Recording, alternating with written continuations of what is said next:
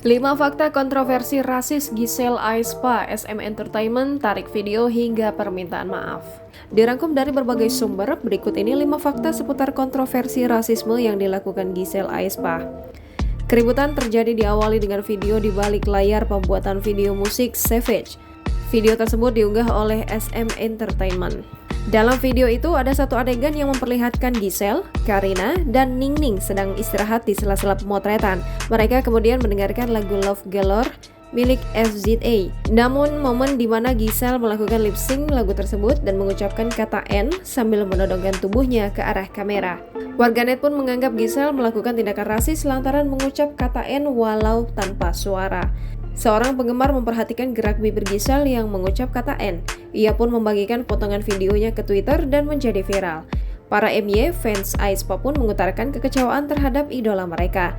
Selain mengungkapkan kekecewaan, para penggemar juga menuntut Giselle merilis permintaan maaf resmi. Penggemar tidak ingin kesalahan menurut mereka itu semakin meluas.